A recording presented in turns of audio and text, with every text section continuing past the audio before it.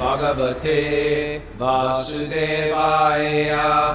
Om Namo Bhagavate Vasudevaya. Om Namo Bhagavate Vasudevaya.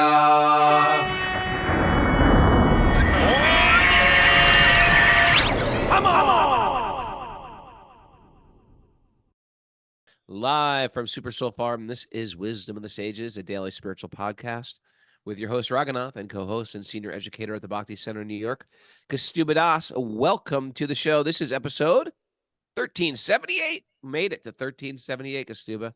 Is it 1378? We got to do something for 1500, something magic. Yeah, okay. Let's do like invite everybody to tell their thing. No, I met a guy 1500, yesterday at the picnic who said, I've caught up to 551 episodes. Well, there's still a Pretty lot cool. more to go. That's great. Yeah, I didn't say that. I said that's pretty impressive. It is. People get into the podcast and just go from the beginning and listen through. Right. But I feel like they should also tune into the modern ones. Yeah. Part of me But, feels hey, that too, because what if pe- something changed? Okay, you guys, I've been listening this whole time. Everything's now, different. 2 years later, they all change. They're like, we don't even They're believe in this stuff Buddhists. anymore. They're Buddhists. The Buddhists were right this whole time. Oh, I'm telling you, I'm going to die today. It's like the Uh-oh. allergies. Oh, you froze up. You lagged, Roger. What did you just say? I said the allergies have gripped me up by my lungs. I cannot breathe. Oh, I'm sorry to hear that. Yeah. Anyway, we had a great Wisdom of the Sages picnic. Thanks to everybody who came and brought potluck prashad. It was in Central Park. We had nice kirtan and just getting to meet people we didn't know, getting to see old friends. It was a really special day. I felt like I was in Vrindavan. Yeah. Felt like it was in Vrindavan. with Chanting the holy cowherd names, boys, nice cowherd devotees. girls. We had Radha and Krishna there. Stupa brought his deities. Yeah, the little ones. It was very sweet. It's nice. Very nice. So Who'd nice to you talk run to into? people. Who'd you run into? So many people. I know. Drop some names. Janaki, wonderful to see her. Janaki, great devotee, nice lady. Of course, Keshwar was there. Janavi Priti was there. So many people there. I don't want to leave people out. I met people that I'd never known before. Met people. Chris, the Eye for an Eye T-shirt, the Chris for old Eye school for an Eye. hardcore guy. Yeah. So many. Is it Michael Swasti? and Swasti? Michael and Swasti. Nice couple. Very nice. Yeah, people we didn't know. Janavi Priti was there. Maya and Prema were there. People that I've known for a long time but never really sat down and talked with. And then you sit down and you spend a little time with us. We need to set up these kind of like relaxed kind of atmospheres where you can get to know people. Me and Mara and my 10-year-old did a loop around the park. It was great. Way to start the whole thing. We bike ride around the Bicycle. park. You struggle coming up that hill We didn't struggle. There. We did pretty good. My kid 160 did or- good. Everybody else is on electric bikes walking up the hill. We're just country bumpkins riding up our bike up the hill. It was good. Call that farm strong. Hashtag farm strong. Well, you know how the world is filled with bad news, Kostuba? You want to hear some great news? Hold it. What is this? You're just throwing stuff into the mixer? Yeah, it's called free spirit. I'm a free we have spirit. a system. We have a plan. We have a system. Guess what? What do you got? I'm here to upset that system. Here's the good news, because you hear a lot of bad news all the time. As soon as you turn on YouTube or the news, bad news. Here's the good news. This is about Yamuna Devi. Simply, what's to speak of bathing? Simply desiring to bathe in her waters frees a sinner from his many heinous sins. No. So, okay, some of us can't maybe bathe in the Yamuna River. Simply desiring to bathe in her waters frees the sinner from the most heinous sins. These are our meditations we should be thinking of. Today I'm going to bathe in the Yamuna River. What are your most heinous sins, Raghunath? I don't even know them. Probably done them in previous lives when I was, who knows what I was in a previous life. But this is great news. We can meditate on these places, these pastimes, these deities, these devis, these devas, Lord Krishna, Govardhan Hill, and it changes the mind. What you meditate on a regular basis, People Yeah. think meditation is just sitting down and shutting up. No, you could be meditating. How can I make money? Right? How can I acquire this? How can I hook up with him or her? That's a meditation. Lust is a meditation. Greed is a meditation. Okay. And so we're saying, take that meditation. Don't just still your mind.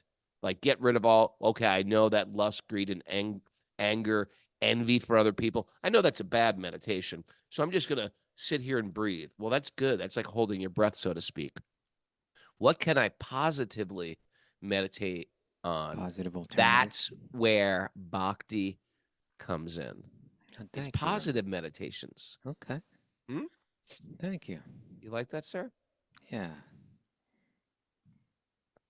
We got a lot to catch up on, you and me. Do we? Okay, here's our nugget for the day. Are you ready? This is from a good friend. Did we do announcements? Oh, no? Slow it No. down there. Slow it down. Here's an order here. Yeah, you're just breaking up the system. Yeah, Want to go to right. takeaways now or something? We have a Bhakti recovery group meeting today at 1 p.m. Eastern time.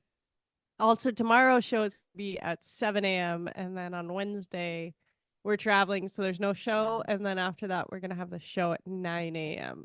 for a while. Thursday at 9 a.m. Oh, because Yeah, we're in Thursday. California. That's Being in crazy. That's a California. crazy time. We don't That's normally We never do crazy. it at that time. People going to be at work, tuning in at work. You'd be surprised how many people don't work. Okay. Okay. We got a nugget. Who's it from? Yeah, here's a nugget from your friend and mine, Wassily Kandinsky. Is that how you say it? Wassily? Wassily? I don't know how to say that, truthfully. I don't either. But it's a beautiful quote. Ready? The Do you know who he nightmare- is? Do you know who Kandinsky is? No, I don't. He's a painter. Kind of abstract Uh-huh. painter. You'd recognize his stuff if you saw it. Okay. Well, What does he here's say? what here's what he says. Oh, you pronounce the V. You pronounce the W as a V, I guess. Wassily Wassily Kandinsky. Wassily. Thank you, Martine.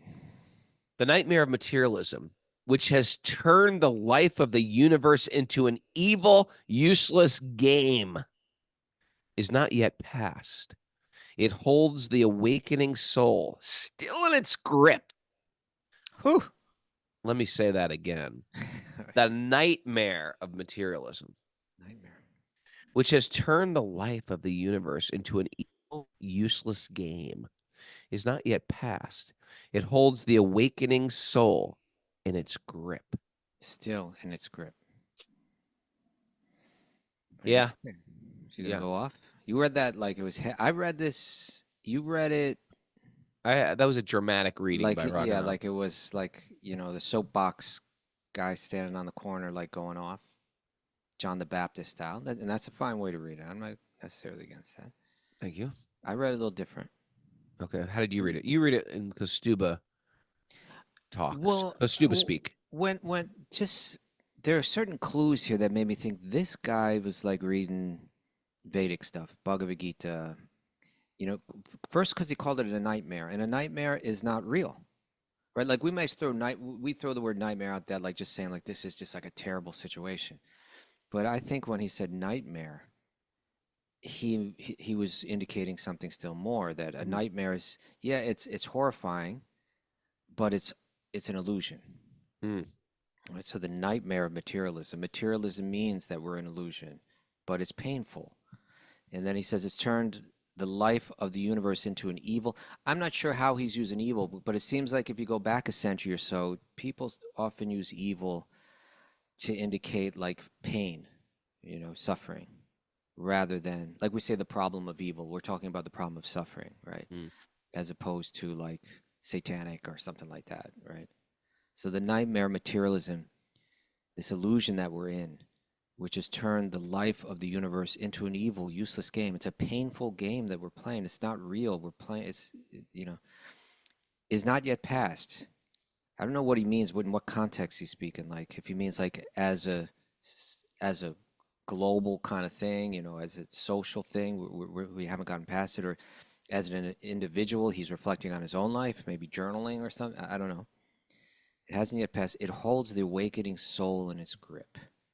right? That's what we're meant to do. We're meant to awaken, but it's materialism, the illusion of materialism, that's causing us this pain, that has us stuck in this game, that's that's preventing this awakening. Right? But I want to hear more from you on it. There's some more things I want to say about this, though. I'm going to say that. Interestingly enough, although a nightmare is temporary, so is a great dream. Ever have wonderful Great dreams? dream. Like, oh man, it was such a good dream. I want to go back to bed. Those are also temporary. They are. Right. So the great dream of materialism, right? Because sometimes we're on the downside of materialism. Like, I have no good matter. I'm trying to collect matter. I've lost all my matter. Right. And sometimes we see very successful people lose everything, and it's like a nightmare. And then sometimes you're on the top of materialism. I have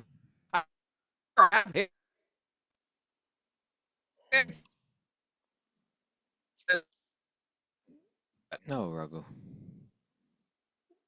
No, Raghu froze up on us. Sorry, Raghu. Oh, hey, there's some more. Chuta's sharing more of that nugget with us. It has the nightmare materialism, which has turned the life of the universe into an evil, useless game, has not yet passed. It holds the awakened soul in its grip. Only a feeble light glimmers like a tiny star in the vast gulf of darkness. Sometimes we just need to hold on to that glimmer of light. Hey, Raghu. Hey, did you hear my? I was No, on a as soon as roll. you hit up into that higher pitch, we Oh, didn't that's get where all the good stuff came out. I don't know. Do you want to go back to it? No, I can't remember. Do it in the. Say, do It it was in the all lower God pitch. was in spot. God was talking through me. I can't ask him to come back at this point. When we say materialism, Raghunath, how would you define it?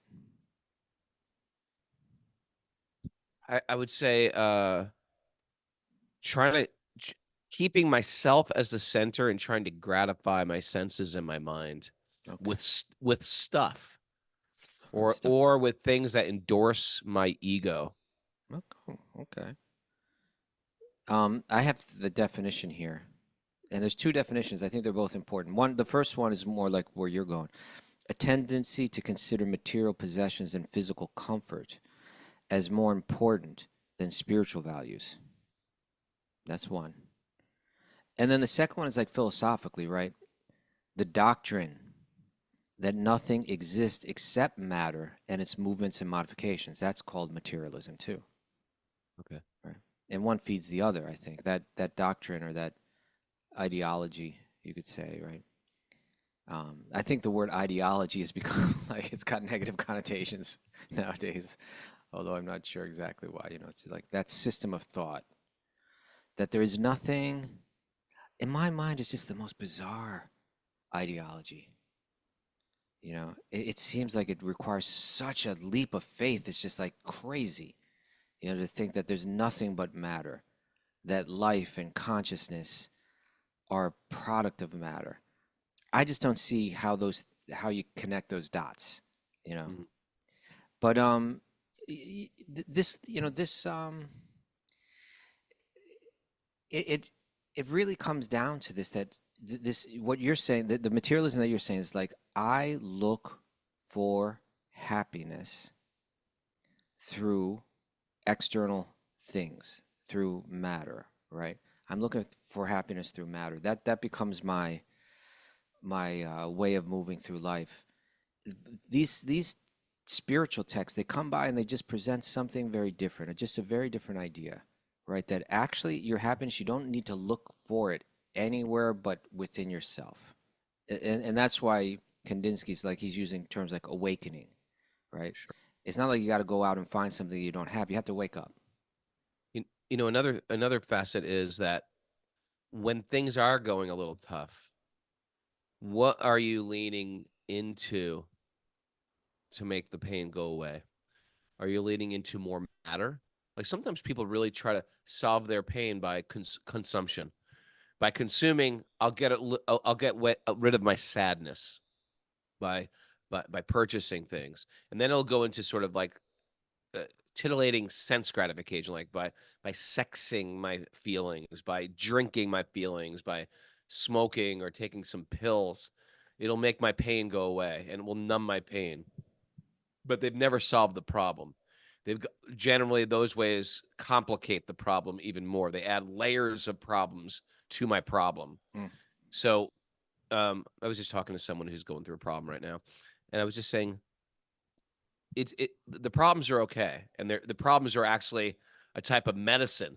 Like sometimes a medicine is astringent or bitter, but if you lean into the Bhagavatam, then everything that's happening in the material world will actually heal you.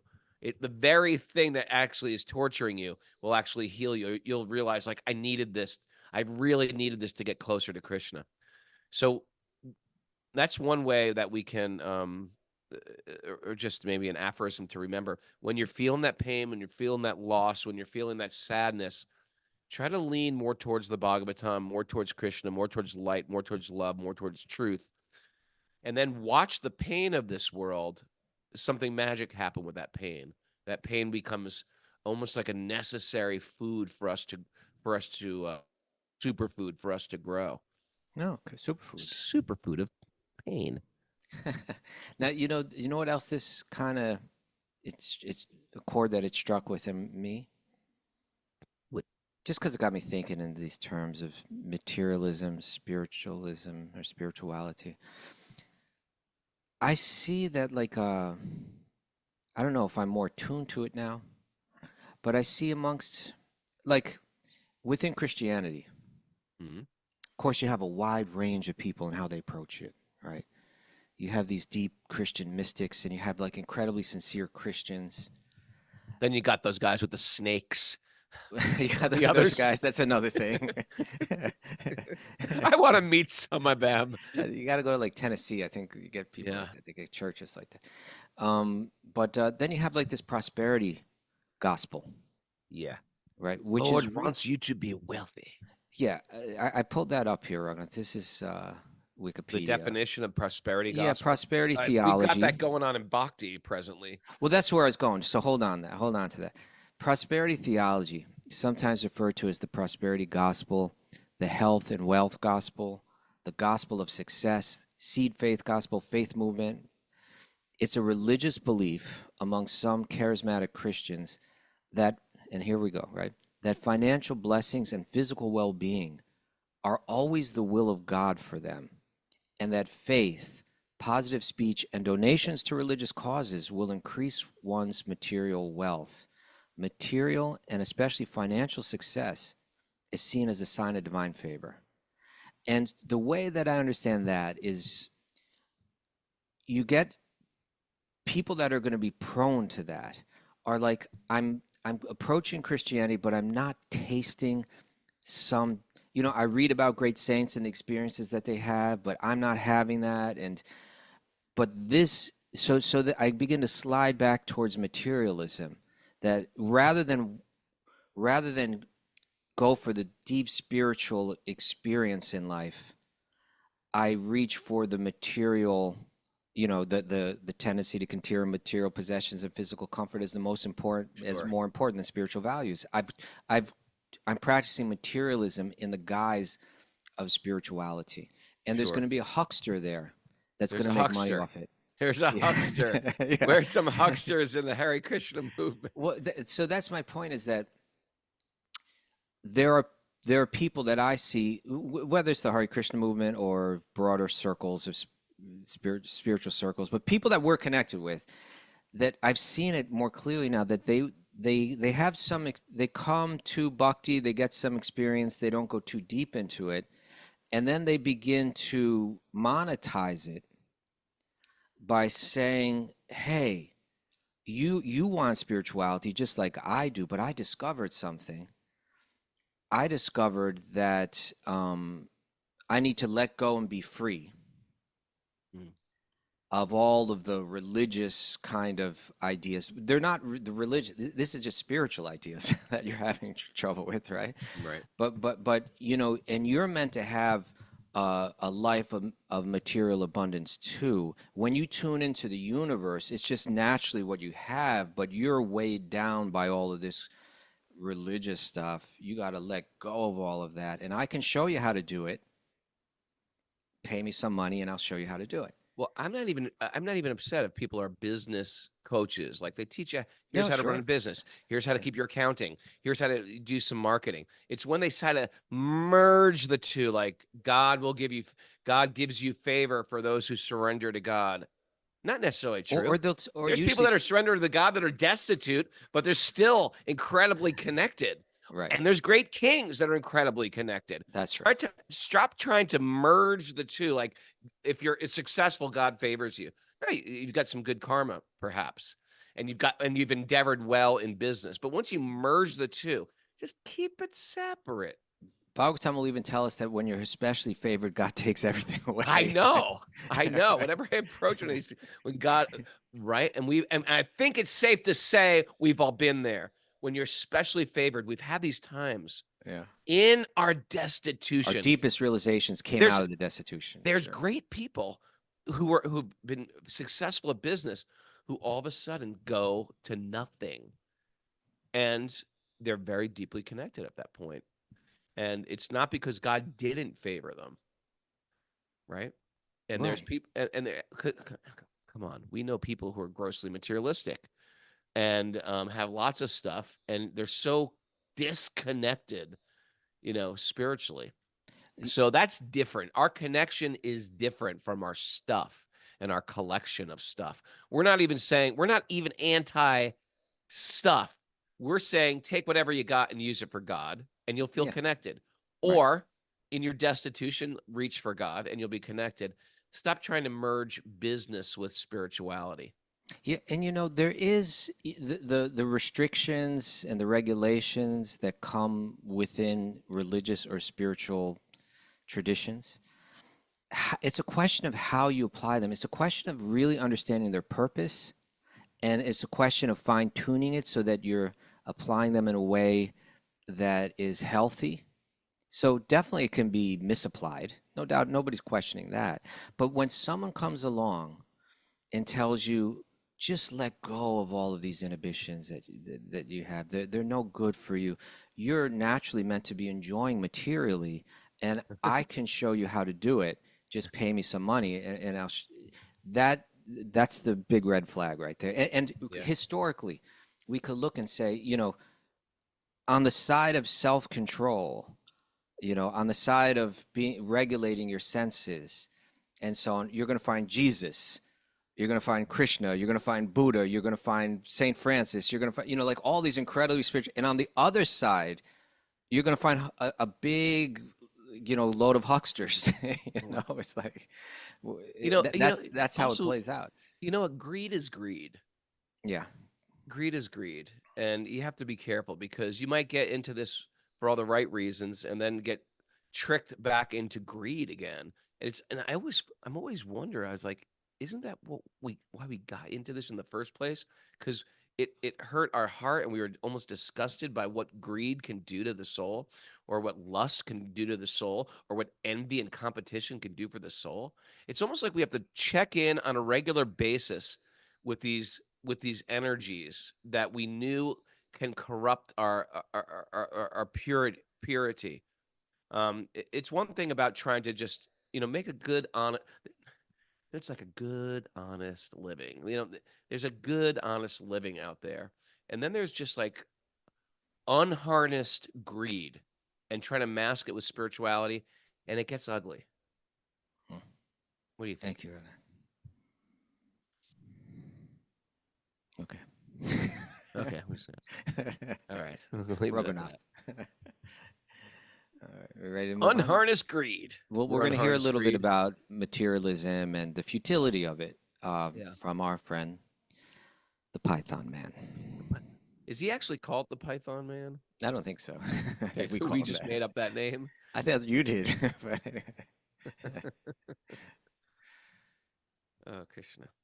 All right. We were just, Bobby's having a retreat today, and I was outside picking flowers for my worship. And the dog was there, and the cat was there, and there was a frog there. And all three of them were like in a line together. And the ladies were like, oh my God, look at these three animals. Let's get a photo of all three of these together. They're like, oh my God, they're all living here in harmony at Super Soul Farm. I was like, I got a feeling There's that nothing but killing that going on. frog At this was farm. getting. I got a feeling the cat just released the frog from his grips. The frog is like in shock right now. It's not like the mice are embracing the cats here at Super Soul. It's still the material It's got to world. get there, though, Raghunath. It's got to get there. Well, to the atmosphere at degree Super that we Soul Farm. add spirit to our life, Yeah. The lamb and the lion. it makes the material world almost magical. And we can do these experiments like on a retreat weekend, at a picnic at the park, at a Rath Yatra gathering, which we're doing next week in LA, at a retreat, a pilgrimage. You can actually create a bubble where you're not of this world anymore. And you really feel like this is what the spiritual world must be like. But it has to reach the animals too, Raghunath. I want to see it work on that level. They can embrace. I just don't think that frog was embracing the cat this morning. Maybe it was. It was a big frog too. Maybe you're there and you don't even know cats are filled with love. Okay, we ready? Narayanam namaskrityanam chaiva narottamam devim saraswatim vyasam tato jayam mudirayat. Before we start in the Srimad Bhagavatam, which is our very means of conquest, one should offer respectful obeisances to the Supreme Lord Narayan, unto Narayan Rishi, the supermost human being, unto Mother Saraswati, the goddess of learning, and to Srila Vyasadeva, the author. Nasta prayeshu madreshu nityam bhagavat sevaya bhagavati uttama shloke bhaktir bhavati naishtaki, by regular attendance in classes in the Bhagavatam and by rendering service to the pure devotees. All that is troublesome in the heart will become eradicated. In loving service to the Supreme Lord, who is praised with transcendental songs, will be established as an irrevocable fact.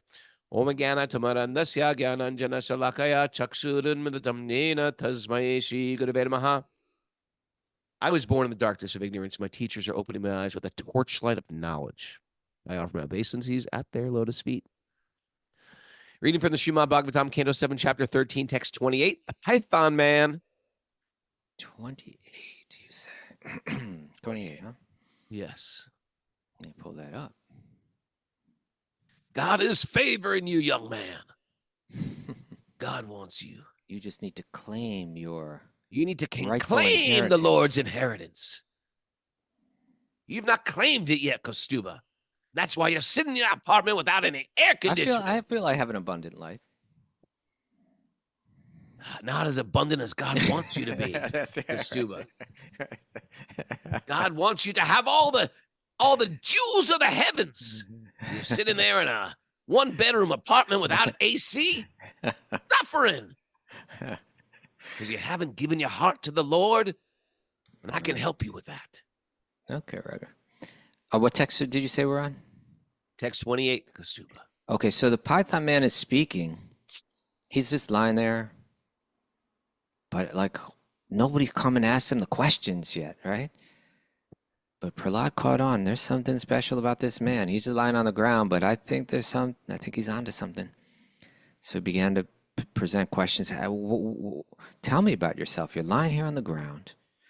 You seem well fed, but you don't work or anything like that. What's going on? Unapologetically claim your wealth. They do that one too. Unapologetic. I apologize for my wealth. Unapologetically. Shit. Okay. Right. Text 28. In this way, the conditioned soul living within the body forgets his self-interest because he identifies himself with the body. Oh, that's it right there. Yes, it's this forgetfulness, right? It's forgetfulness that leads to our misery. Right. In this way, the conditioned soul living within the body forgets his self-interest because he identifies himself with the body. Just like in a dream. You know what's interesting too? What? Just like in the waking of a dream. Ever get woken from a dream where you start thinking, oh, wait a second, that's not real?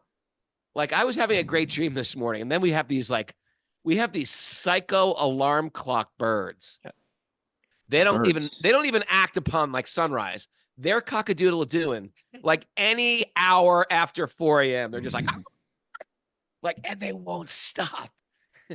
And they are like, they're not following anything from the sun or the moon or anything. What they're kind just of bird making is that? noise. They're roosters. Oh, okay.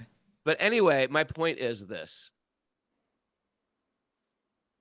When you're coming out of a dream, sometimes you're like, oh, the dream. Like I'm giving up my identity in the dream world. It could even be you rescued me from a horrible dream. Oh, thank God that was just a dream. But the interesting thing is when we start to think matter is everything, and we develop this philosophy like my abundance and my things and my when we invest our identity in our stuff as our worth, then when it's time to leave the body, the attachment is there. The attachment's strongly there. There was a devotee I knew, and I heard this story that he was like, he was a businessman, a sincere devotee, but a businessman. And he shared the story how he was getting swept down the river Ganga to die. Like somehow he fell in the Ganga and he got swept away. And everyone was asking, well, were you chanting? Were you thinking of the Ganga? Or he's like, as I was getting swept away, I calculated my entire bank balance of all my net. I was thinking of everything, like in my assets. Crazy. And because you don't even think that. Like you would think a materialistic person would be thinking about, I don't know, their family or something like that. Or I know it's but they're thinking about their bank balance. Their actual bank balance. Amazing. We get so invested in this as an extension of our identity. You think about what you think about, right? At the time of death. Oh, you like that? You think about what you think about. That was one of the best takeaways I've ever heard. Think about what you think about. You're a Buddha. You're the Buddha, Kastuba. As soon as I accepted my inheritance, I was like, everything shifted. You've accepted the inheritance of the Lord. Yeah, that's a great one. You really do. About what you think about. That's what you're thinking about. That's what your mind is consumed upon. That's your meditation. You get it. That's what you get. So we got to change what we think about. We got to, what do you get? What body you get? If you're thinking about money when you die, what body do you get? Oh, I don't know. I mean, it depends on your karma. It depends on your karma, right? How it's going to manifest. You might, if you have good karma, you might take birth as a very wealthy person, but I suppose in other ways, it could manifest in so many ways. But, we really have to make a strategy. If you think about what you think about, in other words, if at the time of death, what determines your next birth is what you're thinking. If you think about at that time what you've been thinking about during your life, then you need to create a strategy where you're thinking the highest thoughts. And here's what I'm doing. My latest part of the strategy, Ragnar. Tell me. I get up very early. And I go all day. And then at about 5 o'clock or so, I'm wiped out, like I'm tired. It's like 5:30. I can't do any more concentration. I just don't have it in me. Yeah. What do you do? And so that's a point right there where I'm vulnerable, right? That's a point right there where I'm vulnerable. That's when we should reach out to him. Reach out. Give me a little call. Okay, here's the plan now, Kastuba. This is where I want to take over the podcast. I don't have the ability to fight you on this, Raghunath. No, so but at the same time, like I'm at this place where I can't go running around the city, like getting in late at night, because then I don't wake up early in the morning. I need people to come to me at this stage of life. I'm almost 60 people. You come to me. You know what? I feel the same way. I'm 60 now. It's hard for me to even bow down and offer obeisances in the morning. Udi's bowing down. Every time he sees me bowing down, I was like, Udi, come on, man. Don't make me do burpees just to say good morning here. So it's called obeisances shaming. I'm going to offer obeisances to you, and you're going to have to just stand there because you're old. Right. So I I had Doyle over last week. You roll on in here at about 5 o'clock, and we spent a couple hours just reading together, talking together. That's what I need. I need human interaction in my house with good people, reading good stuff. And that way, I can make the whole day like thinking good thoughts. Yeah, I gotta get there. Otherwise, YouTube is there. You know what I'm saying? It's like We've been doing japa walks in the evening lately. Japa walks in the evening. I suppose that's another way to do it too. I could go out to the park, move the body, and chant some more rounds, extra. Okay, let's keep this going, Kastuba. We haven't even finished this first verse yet. Oh, okay. Because the body is material, his natural tendency is to be attracted to the varieties of the material world. Oh, many varieties. Okay. Oh.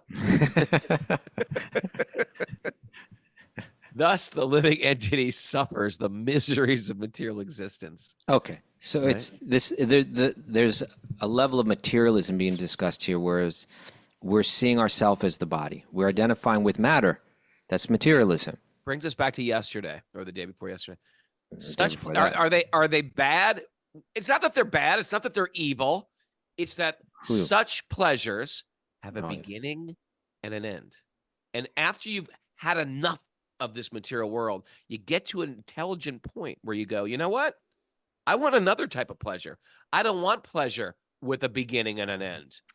You know, they say the wise person, they're satisfied just with their knowledge, right? It's like I used to think I need this to be satisfied, but just my knowing the truth, I feel fine, you know? Hmm. And so, yeah, it's that ignorance that materialism, here's one. Materialism is ignorance. Either one of those definitions. You like that one? No, I'm still on think about what we think about. We think about I like that one. Okay. Okay. I appreciate you trying for Keep the main thing the main thing. You like these kind of double up ones. How about this one? Materialism is materialism. Whoa. Whoa! But The yeah, nugget is the nugget.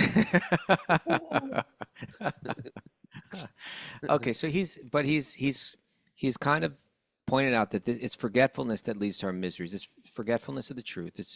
And that manifests as identifying with the body, identifying with matter. Okay, now he's going to go into a few verses here. These next 3 verses, 29, the next 2 verses, 29 and 30, the futility for the search for happiness through materialism or through externals, we could say. Right. Just as a deer, because of here's a great ignorance. analogy. Just as a deer, because of ignorance, cannot see the water within a well covered by grass, Ignorance. but runs after water elsewhere. Right? Water's Yep. right there. It's right there in front of him. The living entity covered by the material body does not see the happiness within himself, but runs after happiness in this world. You know, when Prabhupada goes an interesting place in this comment. I think we need to read the entire commentary here. You know what I used to do when I was a kid? Okay. You know what? Because I you're was going to talking read about Srila Prabhupada's and I'm commentary. talking. Okay, I appreciate What did you Prabhupada's used to purport. do when you I were a wouldn't be kid, here right? without it. I'm trying to give a regular analogy now. We Okay. used to get the what was that catalog? There was some catalog. We had a that had, perfectly like, good You know, analogy. in the old days when you used to get catalogs for Christmas, and they just send you catalogs. A Sears catalog? Oh, like a Sears catalog. It was the I can't remember what it was, but The there was a green huge stamps. section of toys. And I used to go, oh, look at that toy, look at that toy, and look at that toy. And if you were like a lady, it'd have ladies' clothes and pajamas and vests, winter vests. And if you're a man, they'd have man, and they're all the man hot models from. And I would just look at those toy catalogs and circle them. I want that toy, and I want that toy, and I want that toy. You would actually circle them. Just circle them, yeah, and just hopefully my mom would see them. Not that I'd ever get any of them. It was like a subtle message you were sending. I don't know. It was just like it was a call to the God of the universe and Cry for help. abundance and reciprocation for my desires. But anyway, it's like it was unbridled desires and letting your desires go wild. Like a child walking through the toy aisles. I want that, I want that, I want that. Where are you going with this, Organ? That sounds like the first I think part that's of it. it. I think that's it. Okay. And it was just like what it was like to be have unlimited desires. You're just living in this world of hope, not necessarily ever satisfied. Oftentimes, when you did get one of those things, it was just like short-lived. It was like, okay, that was fun. Put that in the closet with all the other toys. All right. Now, Prabhupada's going to in this commentary, Raghunath, he's going to deal with materialism on 2 different levels. When I heard this well covered with grass, what did you picture in your mind? Well, I pictured a well and like brown grass growing over it, where you Grass don't see growing? the well Why is the grass brown?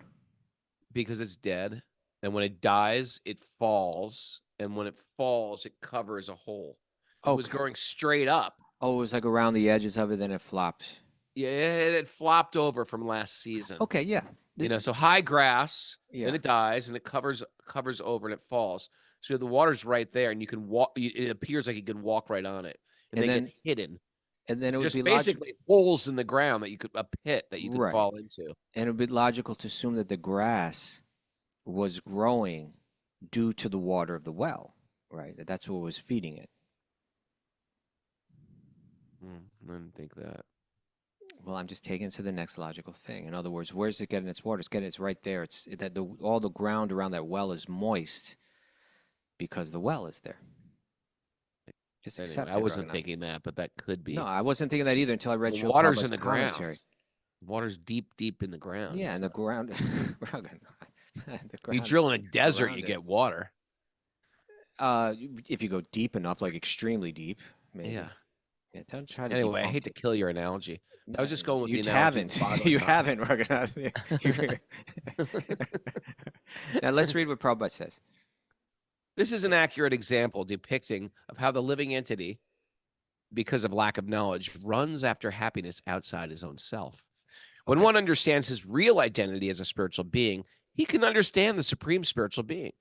Krishna and the real happiness exchange between Krishna and oneself. That's there. There's real happiness. There's a real when he happiness. says real, he means as opposed to illusory happiness. Okay. It is very interesting to note how this verse points to the body's growth from the spirit soul. You see, I didn't pick that up when I read it first.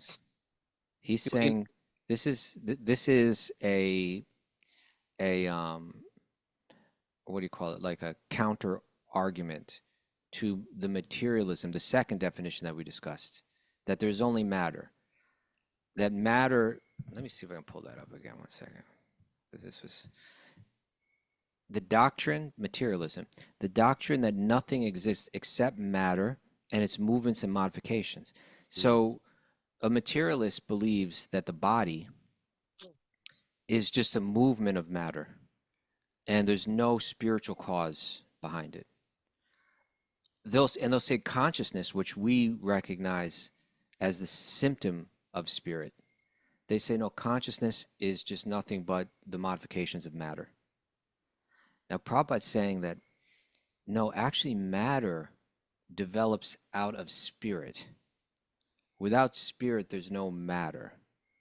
And the shapes that it takes and so on have to do with spirit. So he wrote, again, he said, it is very interesting to note how this verse points to the body's growth from the spirit soul. Okay, continue, please. See what he says about this. Here is the hope for water out there. You know, I ran into this guy yesterday who was. Hold on. Why are you changing the subject? This is the subject. I feel that whole frame. This is the subject right here, man. It's a real life example, not book smart. It's real life example smart. Of what? Of the deer running for water, and the water's right in front of him.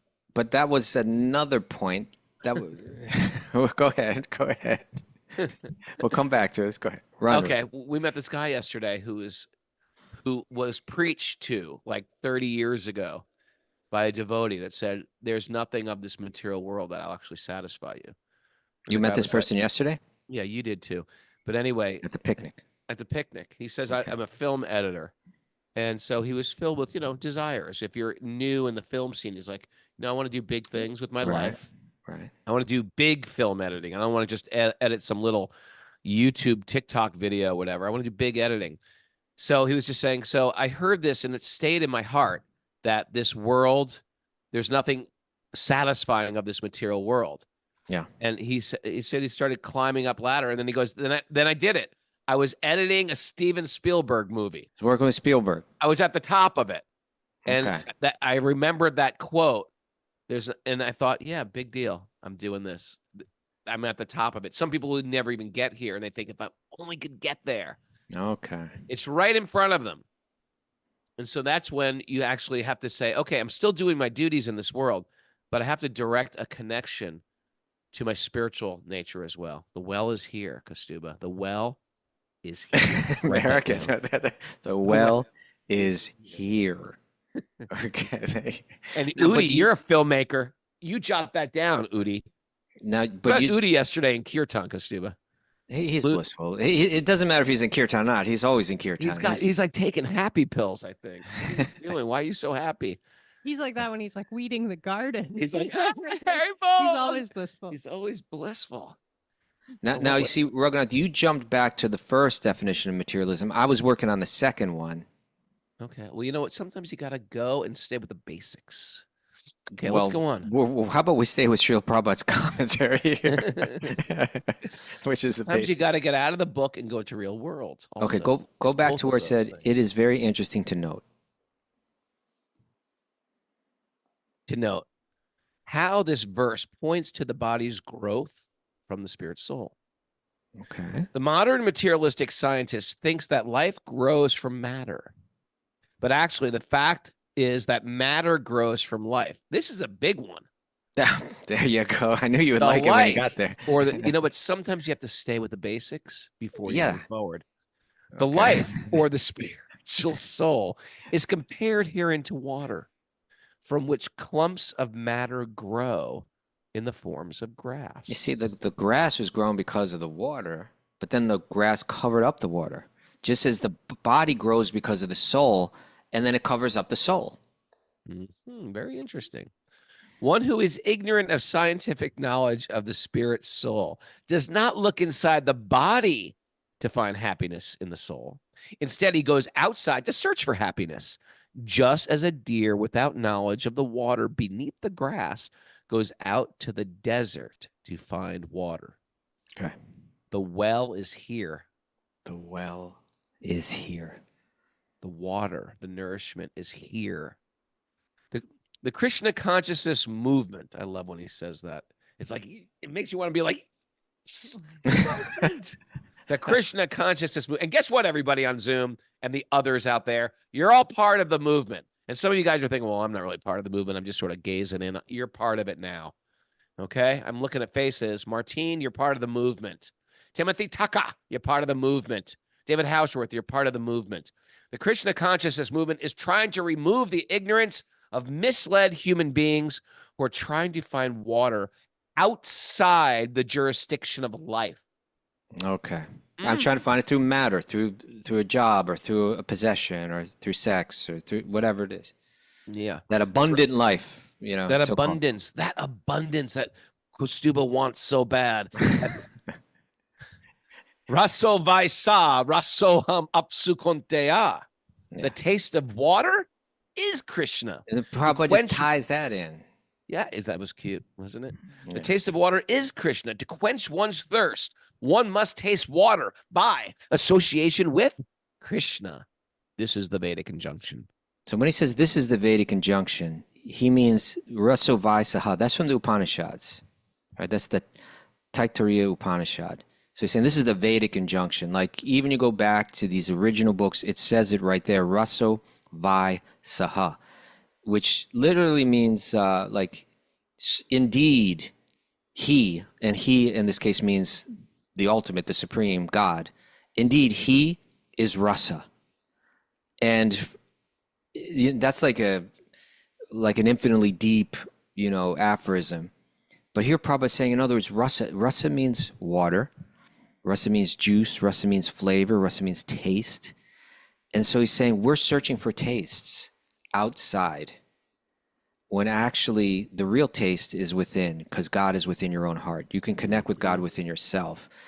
When you look outside, Raso Vaisaha, indeed, he is that water that we're looking for. He is that taste that we're looking for. Rasoham apsukonteya, Krishna says to Arjuna, I am the taste of water. Right? I am that taste of water.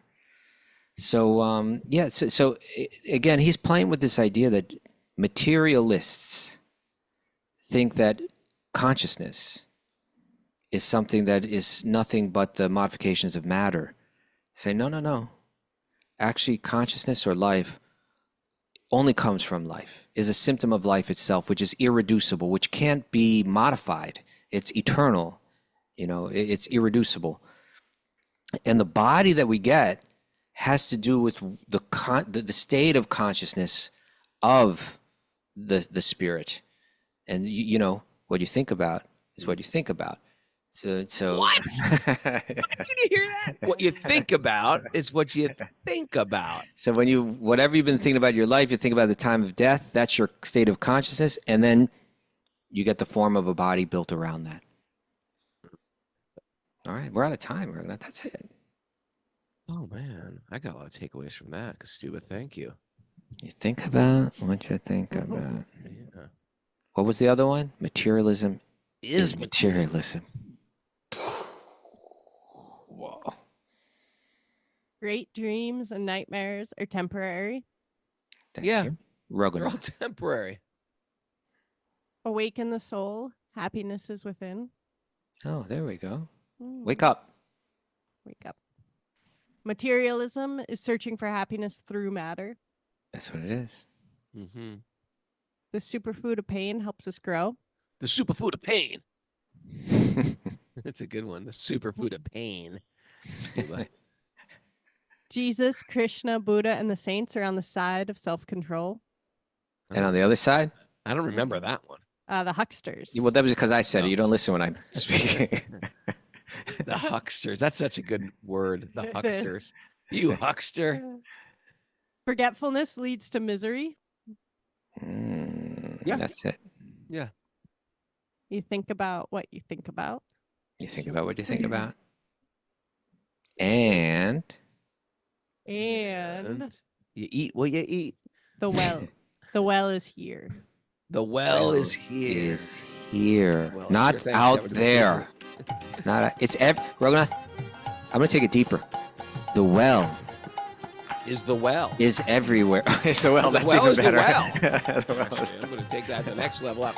Thanks, everybody, for joining us. I want you guys to know. I want you all to know. Listen, here, right now, Clifford Dean, Dan Murphy, Vanessa, Eileen Shovelin, Nimai Sachisuta, you're all part of the Krishna consciousness movement. Maya, Laura from Chicago, you're part of the Krishna consciousness movement. I just want you to know that you got that. You could just, next time you get pulled over by a cop, you can just say, well, here's this. I'm a member of the Krishna consciousness movement. And the cop will say, okay, you go right on ahead. Is that how it works? That's That's not how- the cop. That's not the card you give to the cops when you get pulled over. I slip him a $20 bill. Maybe this will help, officer. He's like 20. What is this? 1973? Hey, thanks everybody joining us.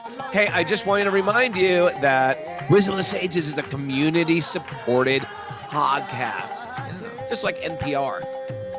If you like what we're doing, you can go to wisdomofthesages.com. NPR is government supported too. We don't have that. I don't know where else come from. But anyway, with this community supported, if you like what we're doing, you can be a contributor, a monthly contributor. We really appreciate it. Thanks to everybody that has done it. And we switched over to a new platform to make getting all the goodies more accessible, quicker, faster, and more fun. More pleasure for you. And remember, Abundance it's all for about pleasure is pleasure. How about that, Kastuba? Pleasure is pleasure. Mara's like, maybe. You don't think that one's going to last? Andrea K says the new platform is wonderful. The new platform is, oh, thanks, Andrea K. We're gonna Good fine having tune it, Bo. We're gonna make it still better. you. Remember, Chant Camp is coming up in Farm here, as well as Wisdom of the Sages Retreat. So Labor Day weekend, Columbus Day, those are happening events. Come on down. We're going to be in LA. Mika, Stuba, and Mara. Soon. You know what's funny? I had, we were cleaning out Mara's house, and she had a bunch of pillows. And I was putting them in the yogi house. So I walk in the yogi house, and they're having a retreat there. And I walk in with a bunch of pillows, and they were like, what are these for? I was like, pillow fight. It almost appeared like I was delivering pillows for a pillow fight. That's what it looked like. Isn't that funny? Hilarious.